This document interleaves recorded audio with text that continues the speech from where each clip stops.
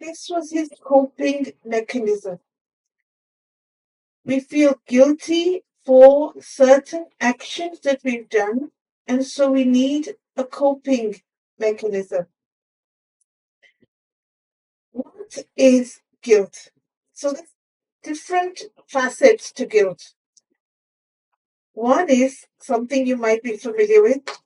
Other people make you feel guilty for something you should do or you didn't do.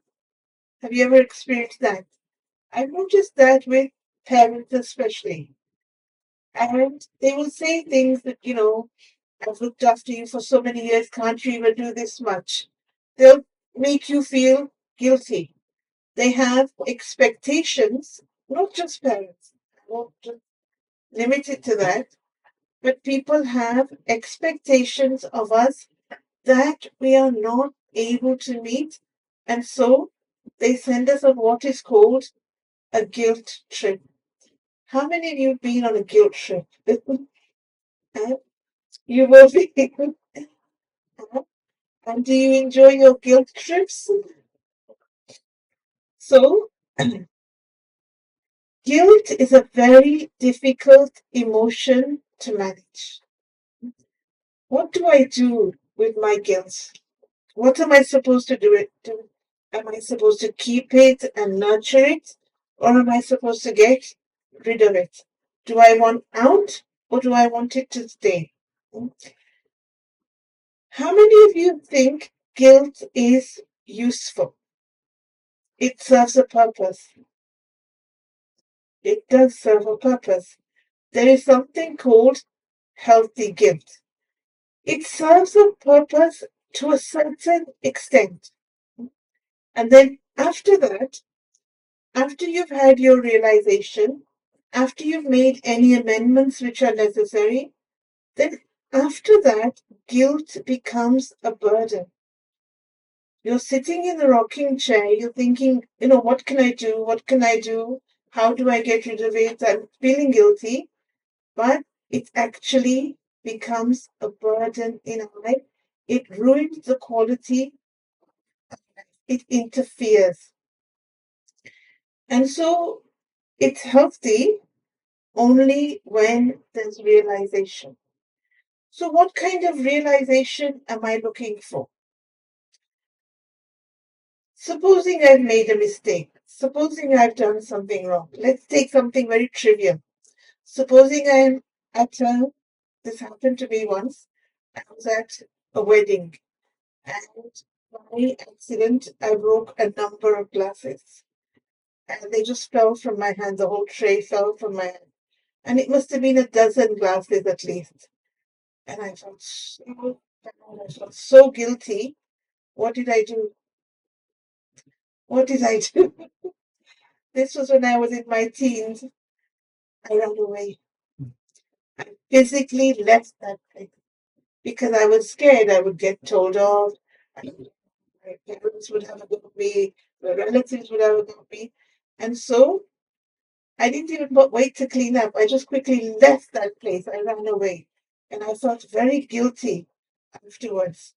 I mean, people knew that I'd done it, but the guilt stayed with me for quite a while. People forgot about it. They didn't hold it against me. It wasn't like, I was being hammered by other people that you did this, you shouldn't have done this, be more careful, da, da, da, da. Nobody said anything. But I myself felt guilty. So the glasses can be replaced. That incident can be, amendments can be made. I can say sorry to whoever. At that time, I didn't even know who I'm supposed to say sorry to, because who do you say sorry to when you break the glasses at a wedding? But we carry guilt.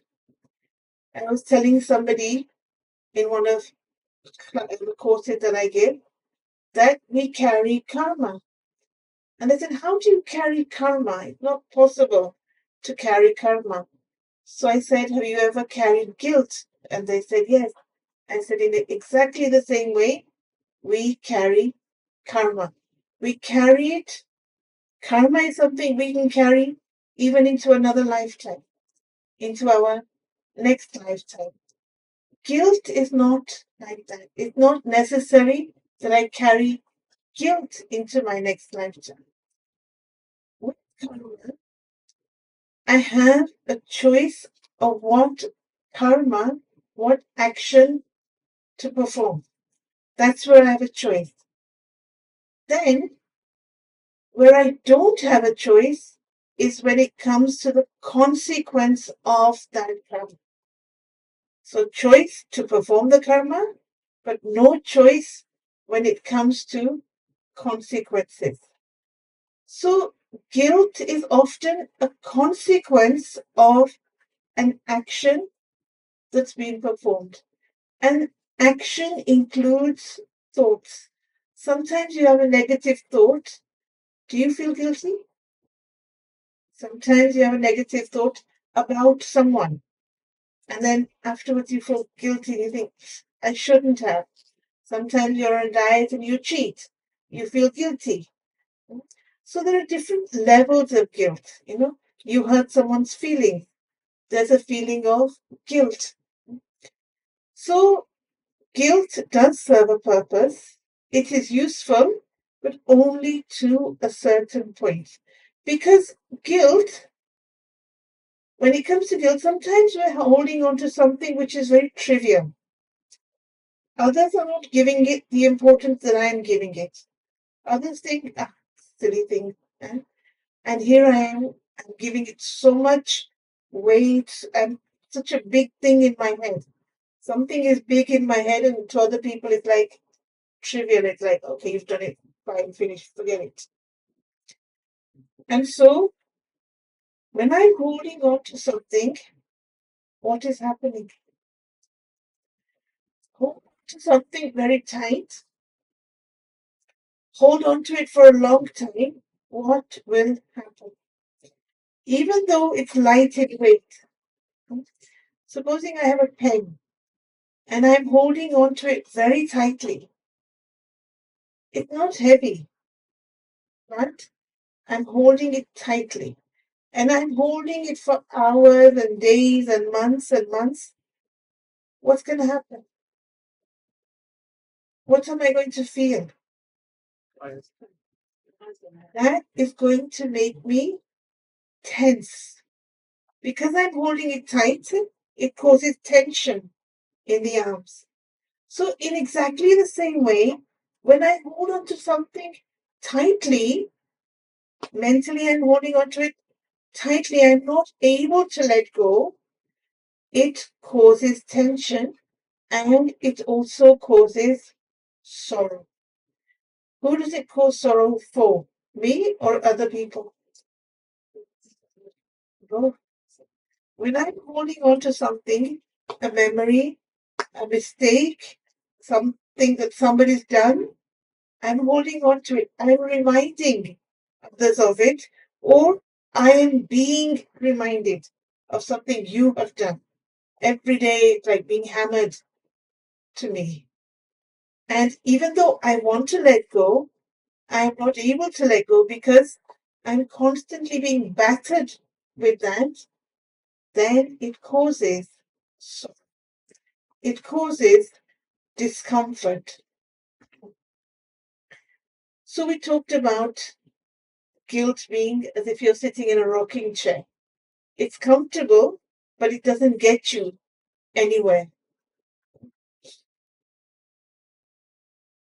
How many of us really listen to our inner self-talk?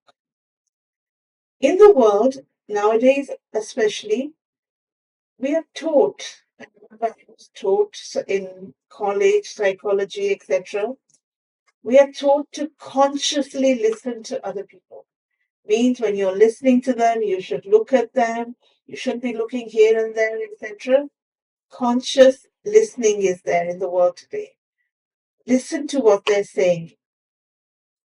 That is fine. Listening to what other people's issues, problems, whatever it is, whatever message they're trying to convey. But how much do I listen to my self-talk? How much do I listen to my inner voice? Or have I told my inner voice firmly? Have I told it to shut up? How many of us tell our inner voice to shut up? Have you ever done that? Oh, shut up, I don't want to know. We block inner voice. Because what is our inner voice doing? What is my inner voice doing? What is it trying to do? Who spoke? Make you alert? You said something? Guiding. Yes. My inner voice is actually my biggest guide. It is my guru. It will tell me the difference between right and wrong. My inner voice is actually my moral compass. It will speak to me. But because, for whatever reason, I don't want to know, I want to do something which is going against my inner voice. So we tell our inner voice, shut up. We tell our inner voice, what do you know about me? What do you know about the struggles, my hardship, what I have to face, what people out there are saying? So because of that, we tell our inner voice, I don't have time for you. I'm not interested in being correct or doing the right thing. I want to do what I want to do. So it's like we're listening to the mind, which has become, maybe it's a strong word, but our mind has actually become vicious. Our mind has become full of vices. Which vices is the mind full of? Desires. We see something, I want it. Watch adverts, what thoughts do you get? I need it, I want it. So and so has it, I should also have it. So and so's got the latest, I also should have it. So our mind is full of desires. Our mind is also full of greed. Means I have 25 pairs of shoes. But what does the mind say? The mind says, I need new ones because I have to go somewhere. I can't wear those same pair of shoes. So there is greed. Means you have so much, but still want more. You don't feel guilty that I've got 25 pairs and other people have only got 2 pairs. But there's a saying, much wants more. Means I have the stars, but I want the moon to match. It goes with the outfit, it goes. So, mind is full of desires. Then there's greed. Then there's also another vice which is there in the mind, attachment. Like I was talking earlier on about holding on to something. Not only am I holding on to ideas or memories or possessions, I'm also trying to hold on to people. I messaged one person and asked them, can you do something? Can you pick this up for me? Because it's near where you live. And she goes, I'm going through a rocky time. I'm thinking, what rocky time is she going through? She goes, my son is going to university. So I'm having emotional trauma. He hasn't gone, but I'm missing him already. Does that happen? They haven't left you, they haven't gone, but you're already feeling empty. You're already feeling that what is the value of my life? So we often, our self worth is based on their presence in my life. They are there, so I feel good. When they're not there, then I feel I don't have anything to do. children are not there, so who am I going to cook for? You don't bother cooking. So that is attachment. Something happens to somebody else that you're attached to. They're going through a hard time. They're going through a physical illness. They're going through emotional trauma. And what happens to somebody who's attached? If I'm attached, they're going through it. Because I'm attached, I will feel everything they're going through. Now, some of us think that is very good. Whatever they're feeling, I feel it. What do we call this? Is it called empathy or sympathy or something like that? They're feeling it, I should also feel it. I'm with you. I'm standing right by you. Good or not good? Correct or not correct? So if A, the person I'm attached to, falls, something happens to them, if I'm attached to them, I will also go down. Now, spirituality doesn't say that I shouldn't be attached. All spirituality says is give yourself space and give the other one space. Does anybody like the feeling of being smothered? Who does the smothering? Look at the word smothered. Mothers do a lot of smothering. My mother used to smother me. And it's like I used to rebel. I used to react to this smothering. She'd say to me, even a few times, she said to me, I just want you to be in front of me. I don't ever want you to leave home. So I'd feel, I mean, she had good intention, she had love, etc. But I would feel, I can't breathe. I can't move out of her presence. If I go somewhere, it's like, be back, da, da, da, da, da, da. So spirituality says, care for each other. Because the definition of spirituality is to share, care, and inspire. This is what spiritual people do automatically. They don't think, okay, I have to care for this person, I have to share with this person, I have to inspire. No. The more spiritual I become, the more aware of my thoughts I am. That's what spirituality is. To be aware of your pattern of thoughts. To be aware of the direction of your thought, and if necessary, to swerve to a better direction. To, if necessary, to come off a lane if my thoughts are going in a negative direction, to change lanes. That is spirituality. And so automatically you will see the more spiritual a person is, they will automatically care, share, and inspire. They won't think, oh, I need to interpret. It happened. It's a byproduct of being spiritual. So listening to our self-talk, even whilst I'm listening, I need to be detached and listen. If I'm not detached, then what will I do? Your self-talk is happening, but be a witness. Witness is called, did you see that scene? Were you there? What happened? So there are things happening within us, different emotions throughout the whole day. Just watch them. Don't judge. Don't condemn. Don't beat yourself.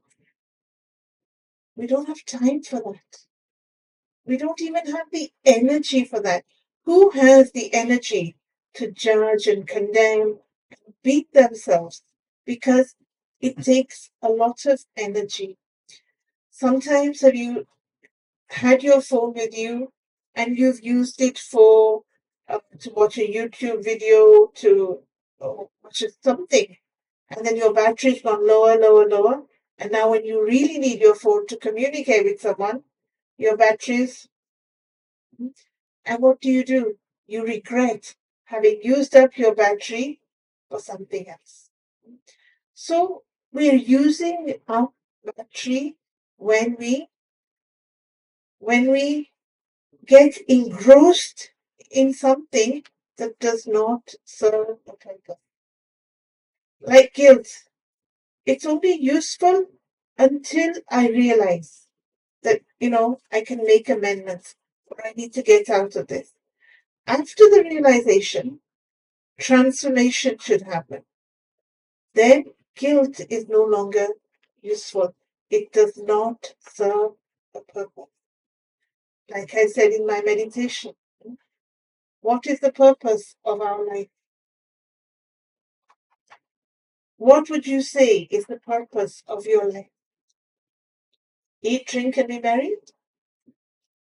Then? To an extent. To a certain extent, yes. Yes, we want to be happy. I've got a riddle for you right at the end about happiness. So, our purpose of life is to fly.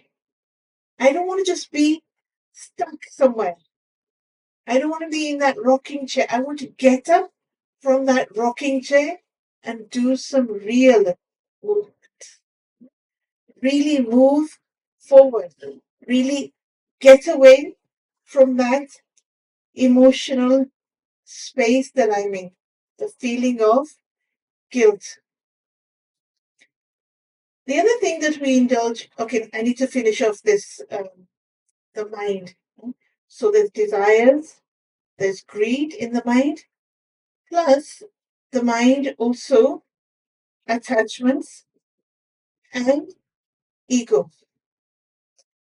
The mind has this inner voice, and this inner voice, it says, what does it say all day long?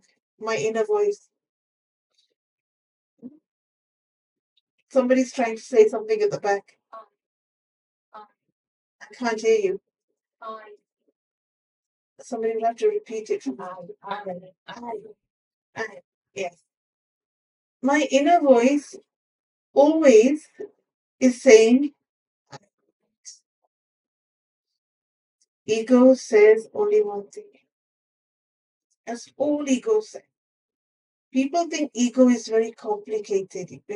How can I understand ego?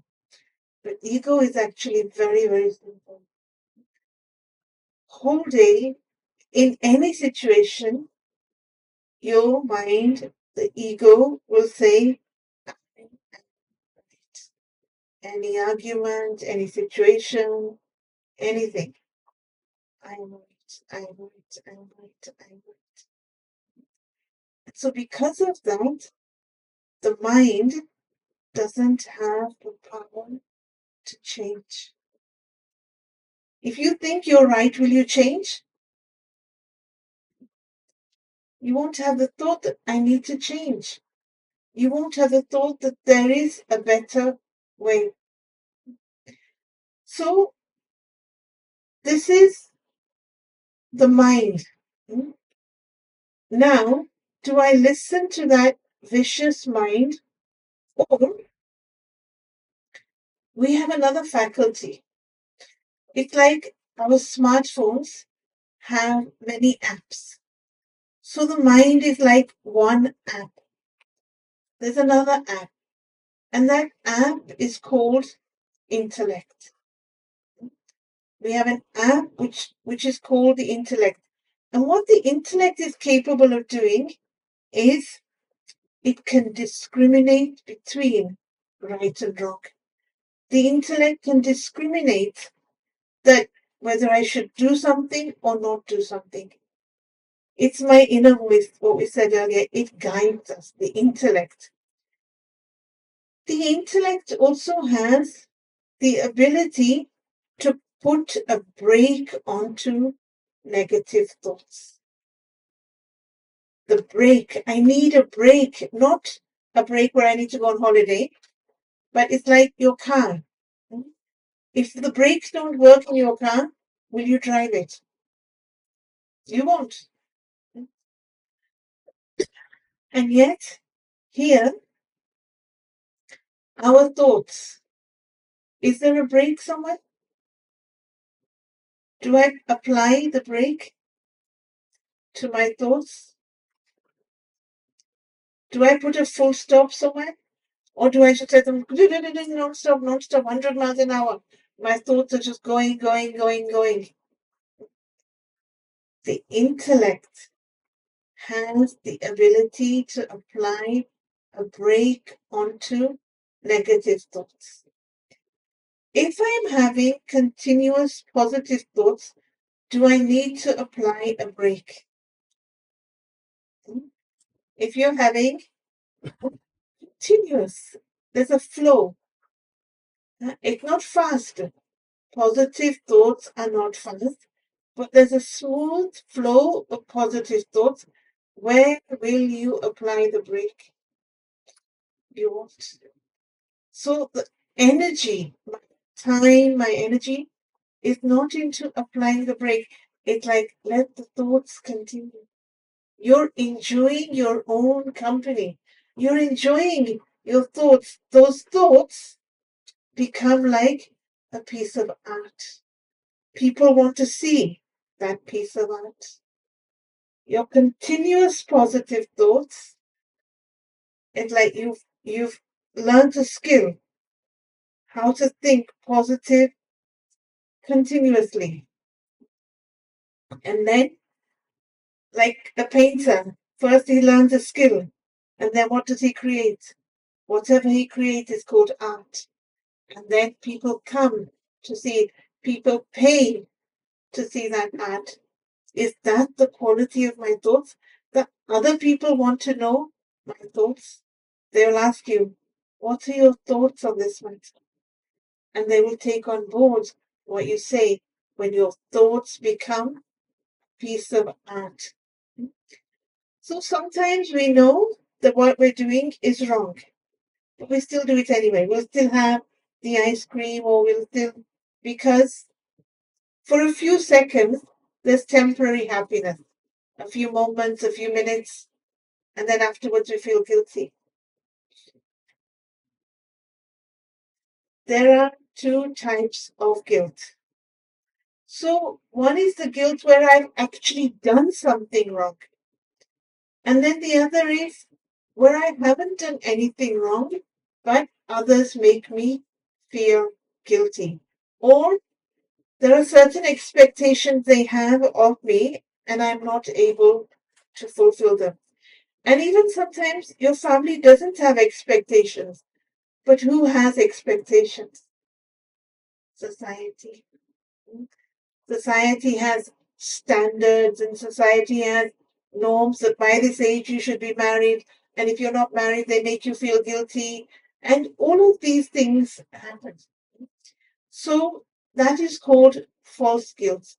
I don't need to feel guilty if I haven't, like within the Hindu tradition, if there's no son in the family, the mother is made to feel very guilty. That happens in the world, in India a lot, that you didn't provide a son. And no one family, and husband wanted a son, and one daughter, two daughters, three daughters, four daughters, five daughters, six daughters, seventh daughter was disabled. And then he was like, he just constantly kept, he was he was constantly having a go at the family, at his wife, in front of the girls. And so the girl said to him, why can't you just see us like sons? We can be your sons. We can take care of the business, etc. Why do you make us feel guilty? And ultimately what happened to him, because he was constantly having this beating himself and having a go at the family, he had a stroke. He had a stroke and he was paralyzed from the neck down. So they had to put him in a home. And guess who visited him when he was in the home? His daughters. His daughters took care of him, and he regretted whatever he put them through. The guilt of whatever emotional trauma that I'd gone through was there. When I went to visit him, he said, I've never given my daughters love. I've always made them feel that, I want a boy, I want a son, etc. So I'm putting my demands, my expectations on others and making them feel guilty also. So there's authentic guilt and there's false guilt. False guilt comes from things which are beyond my control. They're not in my control. I feel guilty that I can't do it, or I can't provide it, or I can't help that person. And now guilt is an emotion that it's not that you just feel guilty. Within that guilt, there's many other feelings also. And none of them are positive feelings. None of them are high energy feelings, high frequency feelings. So the list is actually very long. Just put a few together. When you feel guilty, there's also a sadness. You feel unhappy. Have you ever seen somebody who's guilty and happy? So there's also anger towards the self. Why did I do this? Why did I say this? I shouldn't have done this. So you're actually angry at yourself.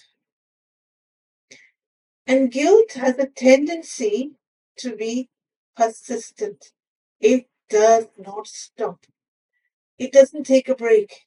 It doesn't say, okay, for a couple of hours, I know. No, it's there all the time. It's like I said earlier, it's like baggage, it's like a burden. How does guilt interfere in our life? We keep remembering past mistakes. We keep remembering. We can't forget what I've done in the past. And we also have society has expectations of us, but we also have expectations of ourselves. That by the age of 30, I should be a millionaire. That by the age of 40, I should have 2.5 kids. We have very unrealistic expectations of ourselves.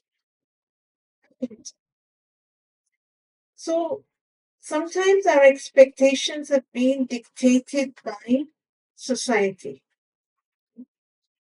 But there's something else at work. And that something else is called your calling.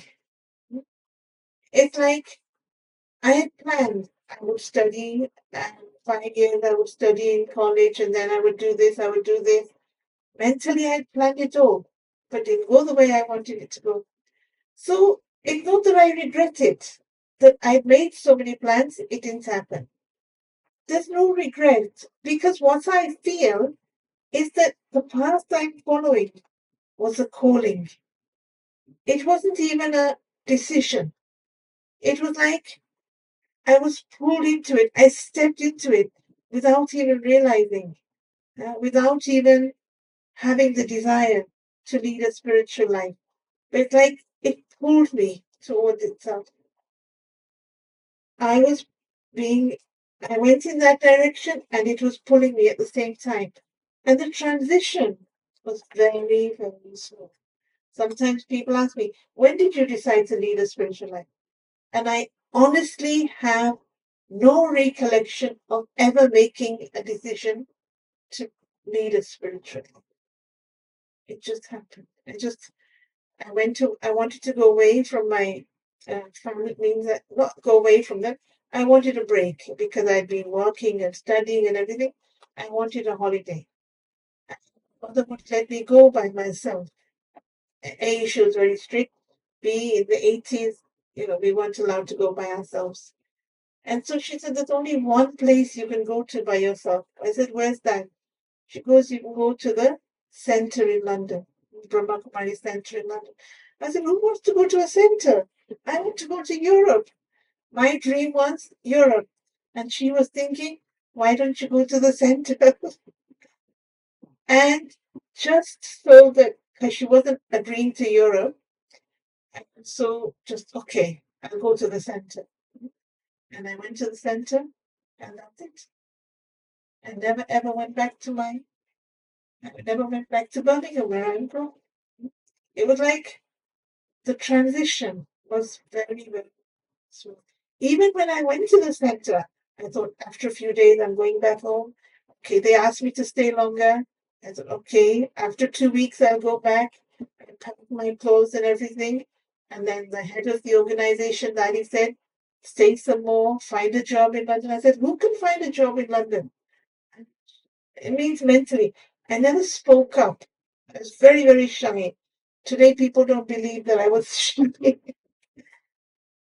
But so one is my plans, and then the other is what the universe has planned for me. So earlier I spoke about healthy guilt. Now there is also something called unhealthy guilt. Means it's toxic. It's polluting my inner world. It's making me bitter. Guilt will make me beat myself continuously. How do I know when guilt is unhealthy? When there's no learning in it, when I'm not growing. If there's guilt and I've learned something from it, I will not repeat that mistake. I've done something wrong, okay, realization has happened, I won't repeat it, I'm thankful for what has happened, and then I've learned and now to move on.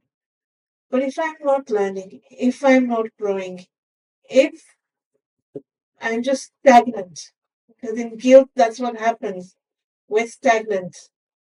If the relationship is not improving, okay, you've made a mistake with somebody, you might have cheated on someone, or you might not have done what they wanted, or whatever it is. If I have learned my lesson, I have made a promise to myself, I will not repeat it. Then there is a margin to repair the relationship. Relationships can be repaired. But if that is not happening, then that guilt is considered toxic. It's ruining our life. And my self-esteem is also rotten. So we talked about guilt being healthy. It can be healthy because it will tell me. My guilt will tell me, like if I have a negative thought, I feel guilty. For some people, they can have negative thoughts all day and they don't feel guilty. So for everyone, it's a different standard. For some people, one negative thought is like, oh my God. And for some people, whole day, whole week, whole month, negative thoughts, but they don't feel guilty. So guilt is my moral compass. It will guide me. It will show me. And guilt allows us to take responsibility for our actions. Now, the essence of the talk. There's guilt, but I need to overcome it also. I don't want to live with guilt all the time. And I don't want to be made guilty all the time by what others are saying to me. So, step one, realization. My real eye, the third eye, it's from there that I work. It's from there that I make decisions. Do I want to carry on like this? Is there a better way? Is there another option? And then once the realization happens, that's when I can take power from God. If there's no realization, will God give me power? I have to draw power from God. I have to draw it into myself. It's like you have to pull it into yourself. It's not visible. It's not tangible. Not visible or tangible. But it's like a bank transfer. You transfer money into my account. Do I see anything happening? Is there any movement? Is there any? Do I even know? You have my details, so it's easy for you to transfer. So God transfers his power into us. That is possible. But what we're looking for vision, we're looking for transformation. It's gradual, it's silent. Spirituality focuses on silence. The more silent the mind becomes, then I'm able to experience God's energy. If the mind is chattering, remember the desire, the greed, the attachment, the ego, that chatter is there always. So then I can't experience God's energy. I need to be very, very silent, very quiet, and then I will feel that something is being put into my mental account here. So come off the rocking chair. Move into another space. Create another emotional space for yourself. Mind, intellect, two different apps, they do two different things, but they also work together. It's like one department, like in one building, two departments work together. So the mind and intellect are like that. It's like the departments, they work together. Mind is providing info to the intellect. Lots and lots and lots of info. It's like there's a production line. It's a factory creating thousands and thousands of thoughts, and they need to be filtered. And the intellect is the filter. So is my filter clean or does it need cleaning out? My intellect, the vessel, is it clean? Does it need cleaning out? So now this is where we're going to stop. And this is what I'd like you to visualize today. The being. It's like your mobile. That's where the apps are. So the soul, that's where the apps are. The being has the app of mind and intellect. And then the third app is whatever decisions I make, they are printed. That impression is left on the soul. It stays. So now what impressions are we going to put in ourselves today? These 5 words. The soul, being of light, energy. And light has a tendency to sparkle. Whether it's Christmas lights, a candle light, these lights, the sunlight, sparkles. There's always a sparkle. And yes, I want to be free, but that doesn't mean to be empty. To be free and full means I've let go, but at the same time, I feel full. Full of what? What am I going to be full of? Joy. Love. Peace. What else? Peace, happiness. Full of God's treasures. It's not my peace. It's peace which has been given to me.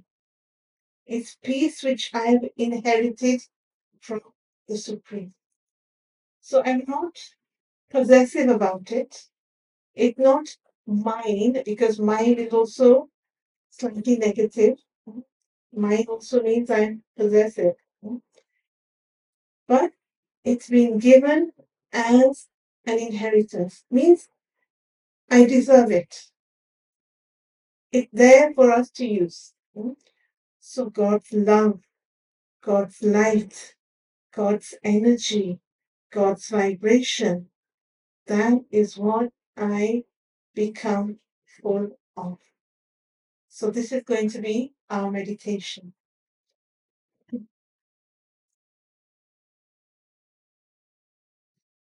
And it will be a silent meditation. I won't speak anything. But if you visualize the being in this condition,